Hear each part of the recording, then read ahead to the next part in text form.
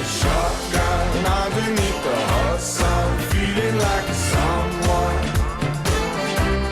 I'll be riding shotgun underneath the hot sun, feeling like a someone, a someone, a someone, a someone.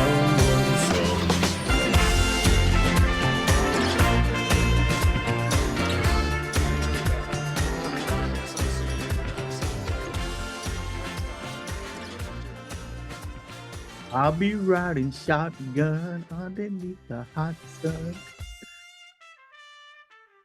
I don't know. I don't know how many people have heard that song before I started playing it. It was a song that I heard, and I'm like, man, I like that song. And I don't know that I've heard it in a lot of different areas. I think that I might be making it popular just for our group here. I'm curious to see one of these days, maybe put it in the chat. Tell me whether or not you heard it here for the first time. And I don't want to sound like I'm some kind of discovery, you know, agent or anything like that, but I like that song. Real good song. Hey, So Eddie. we want to welcome everybody to today's Stack Bitcoin Daily. It's episode number 67. We have a few videos. Somebody was just going to say something. Go ahead, jump in. Somebody was just going to say. Eddie, Lou, just wanted to say I got a message, an instant message from George Ezra. He said, "Damn, if I knew Eddie Karanova was singing that song better than me, I would have let him do it and be a bigger hit, man." That's just feedback for real, dude. No. Have you seen George? I mean, I would never think he looks the way he looks. He looks like a young white kid with blonde hair. And I'm like, man, exactly. That voice is so good. I'm like, well, I just didn't see it coming from that. You know, that's usually how it is, right? You hear Soulful. a voice, you hear something, and you just get a vision in your mind, and it's totally different. But yeah, what an amazing talent. Yeah. So yeah, so that song is going to become. I think I'm going to just keep playing that song. I just like that song, and it's a great interlude to go right into the start of a program. So we got a lot to cover today in a short period of time because we're actually going to look at 3 different videos. But before we go into them, let's just establish again what Stack Bitcoin Daily is. Stack Bitcoin Daily is just an educational platform to help people understand how and why they should start stacking Bitcoin, right? So I don't know everybody's individual perspective or point of view, and I know that it's hard when you look at the price of Bitcoin. Like, it's so scary, right? If you're looking at it for the first time and we're talking $60,000 or $65,000 or $70,000, and immediately just the number shuts a lot of people down because they don't have that much to invest, and they don't know where to even consider getting that. However, what I encourage everybody, I don't care if you're putting $1 a day in, really. Get started stacking Bitcoin. And there's platforms out there. There's River Financial, which is, in my opinion, the easiest one to use.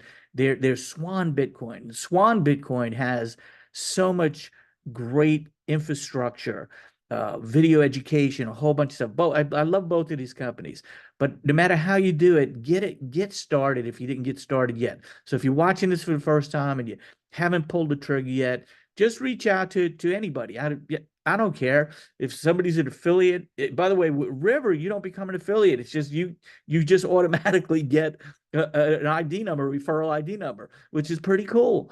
And yeah, there's a little bit of money in there. It's not much at all. You could make I think it's $100 on a referral, and it goes staggered. When they've put in a 1,000, you make $5 when they reach I think it's whatever it is, 2,000, 3,000, you make another $15, and then when they reach a total of 10,000 purchased of Bitcoin, you get a total of $100. And by the way, they make the same amount that you make, if that's the case. So it's not important. You know, if you need a link, you want to contact me, I'll send it to you. Contact anybody else who has a link.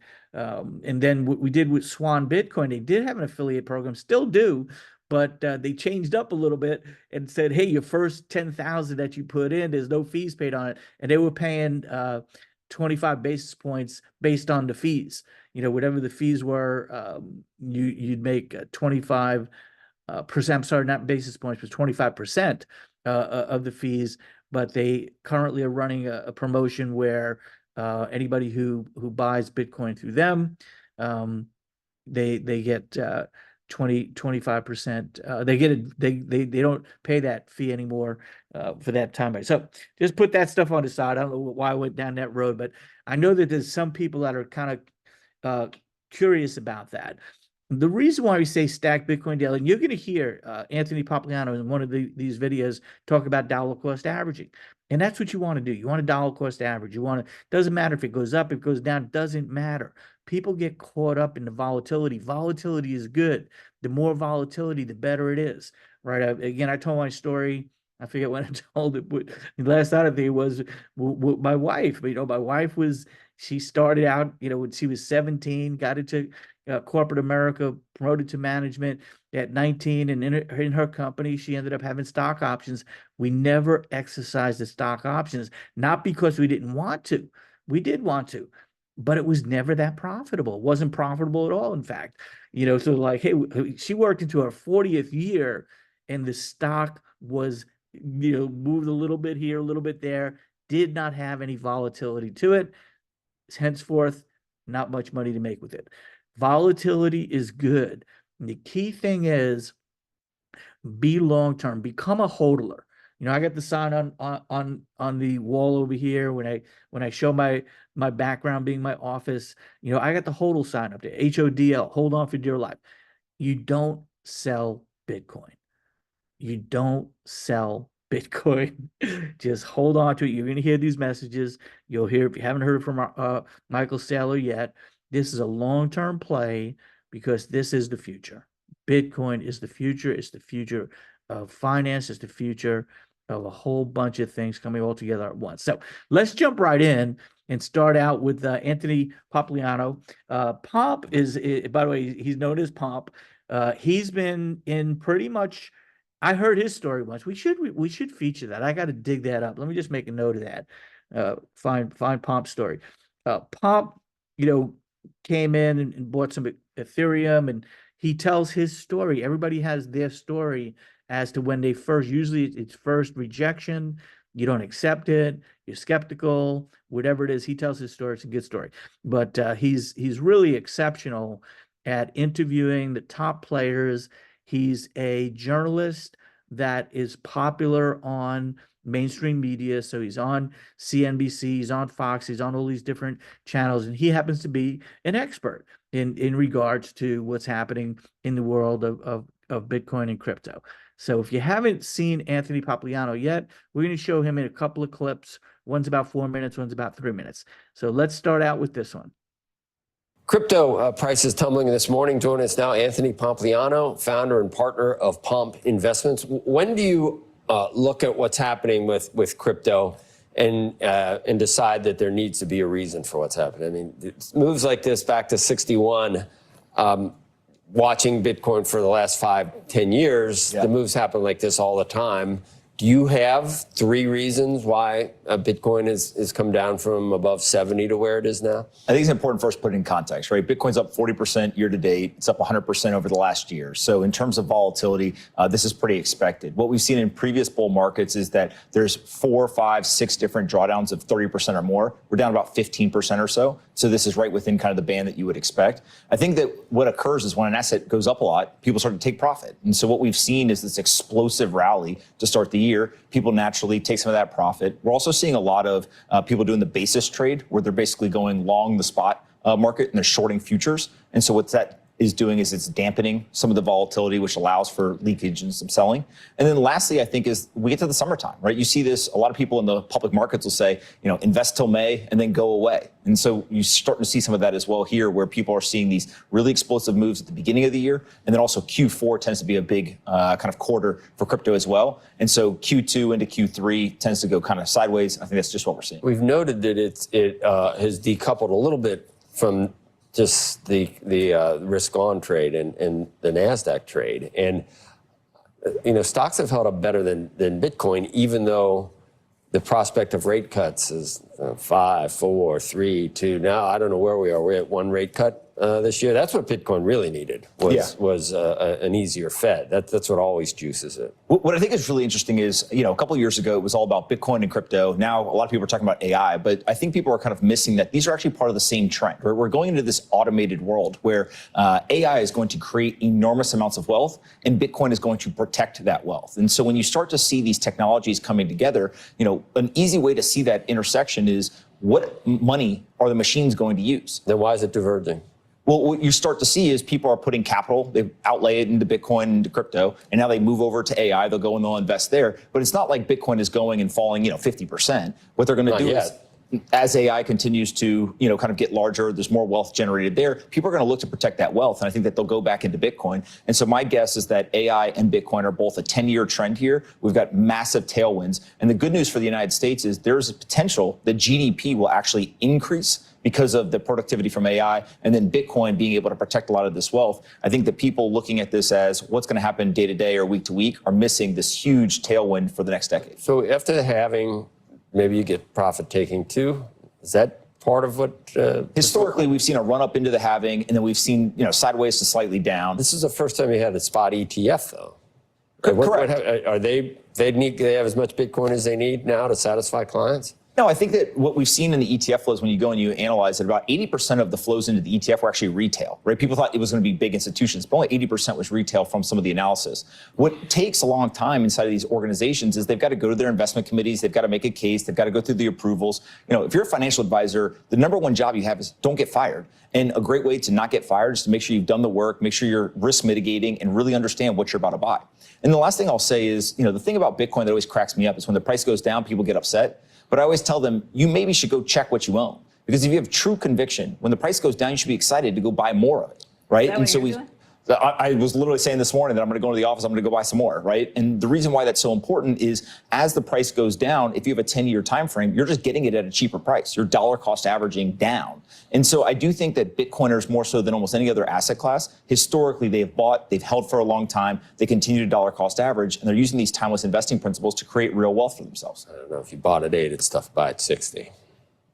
Well, if you bought at 8,000 and you still have cash, right, where else are you going to put it? I think that's the big question is, if you want to protect your wealth and you're getting paid a salary every single year, that net new capital, where do you put it? You can put it in the stock market, you can put it in Bitcoin. But again, if you go and you look over a long period of time, what is beating inflation? Gold is a great example. Over the last 5 years, if you've held gold, you've actually lost purchasing power in real terms. Right. And so naturally, Bitcoin ends up being one of the only solutions that people are picking. All right, Anthony, thanks. Of course, thanks for having me. All right, you're welcome. Good stuff. Good stuff.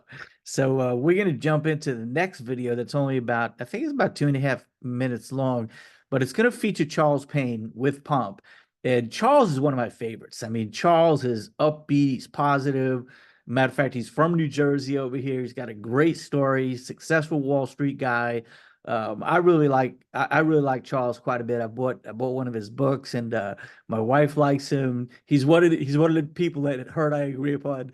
We really enjoy. So let's listen to what's happening right now with Charles Payne talking to Anthony Pompliano.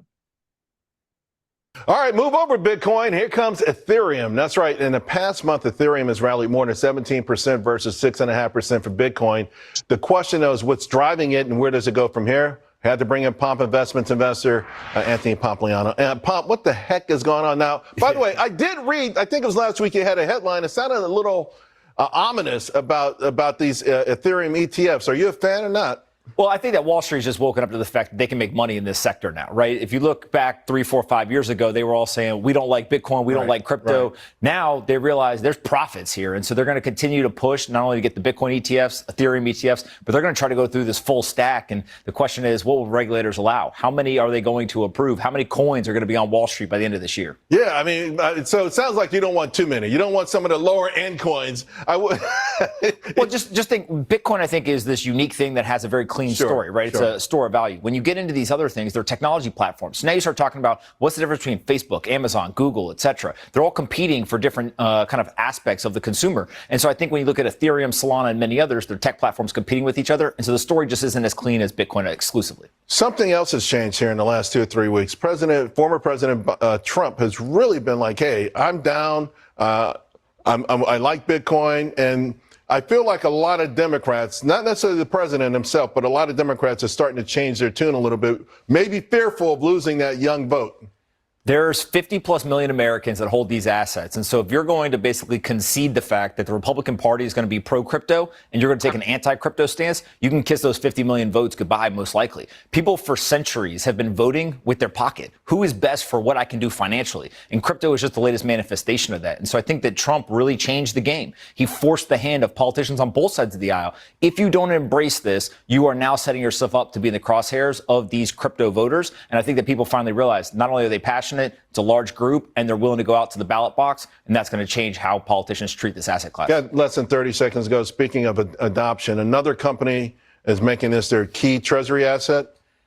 Look, Michael Saylor and MicroStrategy pioneered this. There's now, 5 different companies around the world that I'm aware of. I always say that 1 does it, it's a dot. 2, it's a line. 3, it's a trend. And so I think that we're going to see many, many more do this over the coming years. I got to tell you, Saylor, I mean, you have to tip your hat to him. You He did a really, fantastic really job. do. He's done a fantastic job. He put his money where his mouth is, really, and it's worked out so far pretty good for him. Made a couple $1 billion. Couple. All right. Soon he'll catch you, my man. Talk to you again real soon. All right, so talking to Michael Saylor, we're going to jump right in, and Michael just ties this whole thing together. You're going to keep hearing me say the same phrase: we're in the right place at the right time. Every time I listen to Saylor, I go, yeah, we're in the right place. And no doubt about it, right place, right time. Take it away, Michael Saylor. Then you will see a set of Bitcoin banks. Cash App is the Bitcoin bank. Fidelity and Coinbase will be Bitcoin banks. Standard Charter and other custodians, NYDIG and Anchorage, they will be Bitcoin banks. You'll probably see 10,000, 20,000, 50,000 Bitcoin banks. The average transaction size is going to go to 2,000, then 20,000, then 200,000, then 2 million, then 20 million. Maybe at some point you'll see the smallest transactions are million fiat terms. There'll be an explosion in layer 2 options. There'll be an explosion in layer 3 options. One day you'll get to the point where, if everybody with an iPhone can buy, sell, and send Bitcoin instantly on the iPhone. Michael Saylor is a renowned American entrepreneur, business executive, and the executive chairman of MicroStrategy, a Virginia-based business intelligence and software firm. In August 2020, the firm permanently adopted a Bitcoin standard with an initial purchase of $250 million worth of Bitcoin, citing the constant debasement of fiat currencies and other global macroeconomic factors as the reasons for the decision. Since the initial purchase, MicroStrategy has continued to increase its holdings of the leading cryptocurrency by market cap. According to a recent Twitter post from Saylor, MicroStrategy has acquired an additional 11,931 Bitcoin for approximately $786 million, using proceeds from convertible notes and excess cash. Each Bitcoin was purchased for approximately $65,883. And the latest purchase brings MicroStrategy's Bitcoin holdings to 226,331 Bitcoin, acquired for approximately $8.33 billion at an average price of. Hey guys, I'm going to freeze it here because I got this thought in my mind and I just want to share it with you. Like what Tony Robbins said, we want to be successful, do what successful people do, right? If we're watching, in my opinion, an absolute genius in Saylor and what he is doing, where the whole world is going to copy him. We're talking about thousands upon thousands of corporations. We're talking about governments. We're talking about the whole world as it adopts to the Bitcoin standard. Michael Saylor is leading the way. So why don't we just follow him? See, you might have been thinking, oh, it just went down to 60. The other day, it just went down under 60, went down to like 58. Then it popped back up over 60. And he just purchased over $780 million worth at 65,000. If he's purchasing right now, do you think it's a good time to purchase? Of course it is. That's why you got to forget about this volatility. You got to forget about the up and down, and you just got to create a strategy for yourself to continuously stack Bitcoin daily. That's why we're stacking Bitcoin daily. That's why we have this show. $36,798 per Bitcoin, Despite recent price movement, which has seen the leading cryptocurrency move from a peak of over $73,000 in March to its current price of $61,418, Saylor's conviction in Bitcoin is as high as ever. The MicroStrategy co-founder and executive chairman recently had a discussion with Robin Sear, during which he laid out the future he envisions for Bitcoin. According to Saylor, Bitcoin is the future of the global financial system. Saylor envisions a time when Bitcoin will help form the basis of the global economy and financial system after the inevitable collapse of the current fiat monetary system. With its true scarcity, the backing of the most powerful computing network in the world, and all other important attributes, Saylor firmly believes Bitcoin is going to change the world as we know it today. This means mass adoption around all corners of the world, among institutions and sovereign nations, continuous development of the Bitcoin network to accommodate more functionalities, and most importantly, rapid price gains. As we present clips from Saylor's interview, please take a little time to like this video, subscribe to the channel, and turn on post notifications for more videos like this. You can also check out our other videos on cryptocurrencies and the overall digital asset space, and drop your comments and observations in the comment section below. Everything you do helps with the YouTube algorithm and immensely contributes to the channel's growth. Thanks and enjoy the video. There's going to be a lot of views there. Then there's 330 million companies in the world. And you know a few of them. There's Apple. When Apple encounters Bitcoin, and they're one of the more important companies in the world, 1 billion people rely upon them. When Apple encounters Bitcoin, I think they may look at it and think, well, wait a minute, Bitcoin, multi-signature, cloud, what if we actually make the Apple Watch a signing device and combine it with the iPhone and combine it with the third signing device on a laptop, and then we do something with the cloud and Apple becomes a bank that has hundreds of billions of dollars of assets in it, and we secure that via the Apple cloud. And I suppose if Apple does that, then Google will take a different view. Well, we don't want Apple to do that. We want that to be done in Android.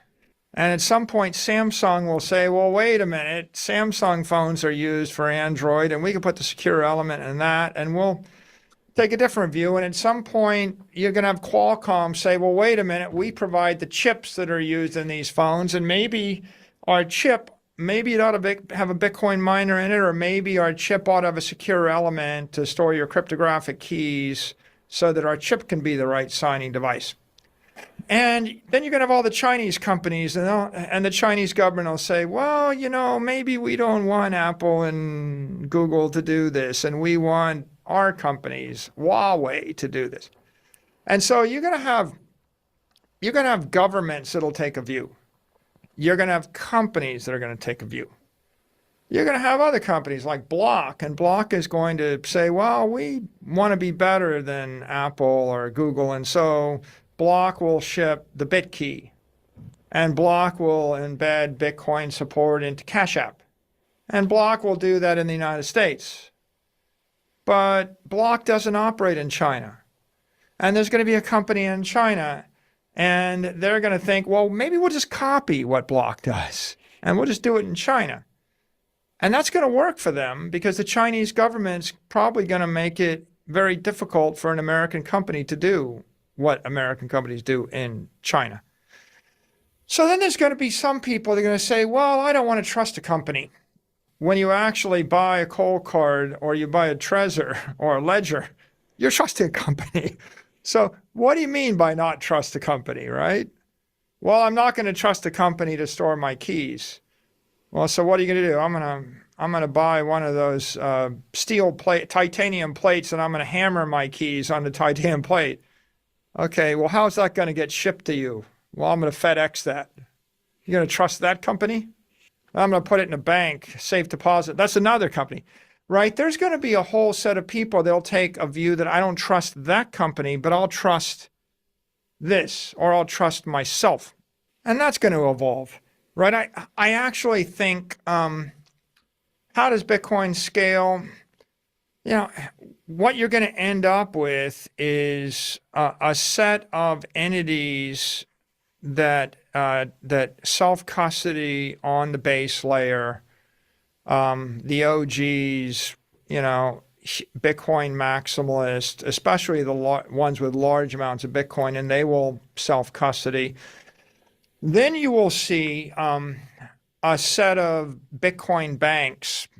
Cash App is a Bitcoin bank. Fidelity and Coinbase will be Bitcoin banks. Standard Charter and other custodians, NYDIG and Anchorage, they will be Bitcoin banks. You'll probably see 10,000, 20,000, 50,000 Bitcoin banks, and they will be exchanges, custodians. They'll start to offer other services, maybe trading, maybe yield, maybe credit, or maybe just buy, sell, and custody.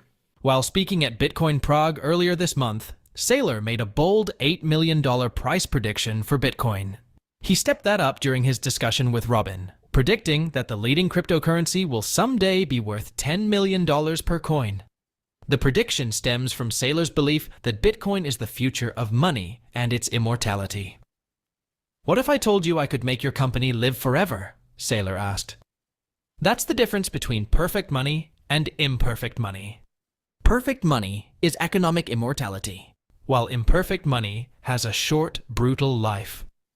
Saylor adds that companies that invest in Bitcoin will last much longer than those focused on what he describes as the old pseudoscience economics. According to the MicroStrategy executive chairman, economics was nothing but pseudoscience and a quasi-religious liberal art before Satoshi gave us Bitcoin. The average life expectancy of a corporation is something like 10 years, the business executive said. We're talking about eliminating corporate mortality. We're talking about stretching economic vitality easily by a factor of 10, maybe by a factor of 100, maybe by a factor of 1,000,000. During the interview with Robin, Saylor also discusses his opinions on BlackRock's IBIT and other US spot Bitcoin exchange-traded funds. Unlike the growing consensus that the funds will negatively impact Bitcoin's decentralization, Saylor believes there is absolutely no cause for concern. Here are more clips from the video. So I think you're going to see a growth in layer 2s, a growth in layer 3s. You're going to see the transactions on layer 1 get bigger. I mean, I don't think that Bitcoin scales by $22 transactions. You know, half the transaction, the average transaction size is going to go to 2,000 and 20,000 and 200,000 and 2 million and 20 million. Maybe at some point you'll see, you know, the smallest transactions are, you know, million fiat terms. I mean, in Bitcoin terms, who knows? But you'll see the transactions get much larger on the base layer. You'll see the fees will go up. The block rewards will go down. Right? There'll be an explosion in layer 2 options. There'll be an explosion in layer 3 options. One day you'll get to the point where, you know, if everybody with an iPhone can buy, sell, and send Bitcoin instantly on the iPhone, right? You might see 1 billion transactions a day on that layer 3 network. And how will that integrate with Google and everything else? Who knows? I think there'll be layer 4s. One way that the Bitcoin is scaling right now is with the ETFs. So what is an ETF? You know, an ETF is wrapped Bitcoin in a way. It's like I can send you a share of IBIT, and they're moving 500 million to $1 billion a day in transaction fees. So you're talking $250 billion or $300 billion a year in transactions in the IBIT network. Okay, so if I said I got an app and people are going to do $300 billion of payments on it, you would think that's scaled. Well, some people don't like certain types of scaling. They'll be like, there are Bitcoiners that don't like the idea that there's money flowing into ETFs. But what I would say is 95% of the economic benefit from the arrival of the ETFs has gone to the Bitcoiners that don't have ETFs, that disagree, right? If you disagree with the ETF, if you think that's a bad idea and you didn't buy one, you made 20 times as much money in the last 5 months as the people that disagree with you and bought the ETF. So if your enemy just gave you 20 times as much as they just got and everybody benefited, are they really your enemy? Right? That, it doesn't seem like it, right? Bitcoin went from 30,000 to 65, 70,000. All the people that don't like the ETFs are the beneficiaries. 95% of the Bitcoin isn't in the ETFs. In fact, if you look very closely, I think, there's maybe 1 million Bitcoin in the ETFs, but there was 650,000 Bitcoin in Grayscale before the ETFs. So there's probably only net 1%. 1% of the Bitcoin has net flowed in the ETF, but the price of Bitcoin doubled, which is worth $700 billion. So if I were looking at that, I could say, well, it looks like $693 billion of economic energy went to people that hate the ETFs because of the ETFs, right? So you see, it's not something to fear. In other news, defunct Bitcoin exchange Mt. Gox will start distributing assets stolen in the 2014 hack next month, according to a recent announcement on the exchange's website. The repayments will be made in Bitcoin and Bitcoin Cash, starting from the first week of July 2024, and will require the rehabilitation trustee to do some due diligence before each payment goes through. As expected, the news rattled the markets, with Bitcoin prices dropping below $61,000 in the early hours of Monday.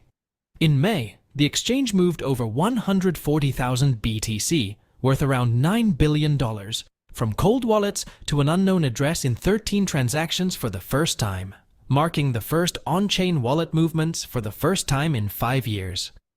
After years of disappointments, the early investors that were affected will be receiving their Bitcoin at a much higher price than when they bought it. People believe many of them will be selling their Bitcoin almost immediately after the payments go through, which will negatively impact prices, even if only temporarily. How do you think the distribution of the stolen assets will impact Bitcoin and the overall crypto markets? Please drop your replies, as well as comments on Saylor's interview in the comments section below. Also, ensure you like this video, subscribe to the channel, and turn on post notifications for more videos like this. Thanks for watching. All right, so that was real special, and I hope everybody got a little aha moment somewhere. I would suggest every time we do this show, have a pen and paper handy and just write down your aha moments, because this is what we will build upon, and get ourselves to a point. Okay, now I'm gonna talk a little network marketing terminology real quick. One of the things that I learned early on, and I'm looking at it here and putting it in the same category as the growth of Bitcoin, the growth of the industry of crypto, was simply this, that I always had a goal to, based on my own activity, whatever that might be. Here it could just be purchasing, right? Investing. So, but in the industry of direct sales network marketing, one of the reasons why I continuously kind of made a habit of becoming one of the top earners in the company is simply because I looked at the growth of the company and I said, all I want to do is just be a little bit better than the company at large. So if what I'm teaching, if what I'm training, if what I'm working with people on is causing us to grow at a faster pace than the growth of the whole company, then we're gaining market share, right? Very simple. If a company is growing at 10% a month and I could create a team that's growing at 11% a month, I'm gaining market share. And that's exactly what I'm doing here with Bitcoin, is I'm looking at the speed and rate of the pace of the average people that are coming into the space. How are they thinking? What are they learning? And if I could learn more, if I could do more, if I could be more, if I could expand at a more rapid rate, then I'm gaining market share. Just like, I look at Michael Saylor and what he's done. He came into the space and just went all in. And in the process, what has occurred is that as of about 2 months ago, the amount of Bitcoin owned by MicroStrategy exceeded 1% of all of the market cap in the world. So just imagine that. There's only 21 million Bitcoins that'll ever be mined. I think it's at a 19.7 or 19.8 right now. By the end of this decade, by the year 2030, it'll be over 20 million Bitcoins minted, which means there's only a small amount that are going to come. And already MicroStrategy has become the dominant force that owns more Bitcoin than any other company in the world in a short period of time. August of 2020 is when they started with this strategy. So I go, why reinvent the wheel? Why not just do what Michael Saylor is doing? And so yesterday we listened to him talk about borrowing money and getting, on average, getting paid 55% when he's going into debt at 2%. So that, it's like, and this is the way I was thinking when I had the epiphany over a year ago, was that, oh my goodness. I mean, we have the equity in our house. We have our 401ks. And we need to put as much as possible. Now, I'm an all or nothing guy. I personally, my wife balances me off, but personally, I would have went all in. I would have taken everything and put it into Bitcoin. I would have borrowed to put money into Bitcoin. I would have borrowed 100,000, $1 million, if I could get it at 1%, 2%, 3%. That's where the interest rates were. So when I first started studying Michael Saylor, he was talking about he was able to borrow money at less than 1%. Now, most recently, with the increase of the rates, he just borrowed at 2.6%. Yet on average, right now, it's growing at over 40% a year. To me, that's just math. If I could borrow at 2% and earn at 50% or 40%, why not use other people's money? That's just the way I think, guys. And I'm not suggesting anybody do that here. I'm suggesting that's just the way I think. So when we study Michael Saylor, why not just do what he does? What's the number one thing he does? He buys Bitcoin and he never sells it. That's one of his rules. You never sell. Down the road, when we need to generate cash, we're going to do what the most successful, wealthy people do. We're going to borrow against our own assets, and we're going to hold on to the asset. So we're sitting in the catbird seat, guys. We have a bunch of great things going on with Miracle Cash and more. When the money starts to hit, you got to decide, what am I doing with that money? And so, just wanted to share that bit of information with everybody here. We will be doing tonight for the rest of this week, Monday through Thursday, the power of Miracle Assets. And with that being said, I got to run. I got to jump. Appreciate all of you, and just want to leave everybody off, with the same message that you've become accustomed, and that is simply this: always, always, always remember that the best is yet to come. To God be the glory. We'll see you all real soon. Take care, everybody. Bye-bye.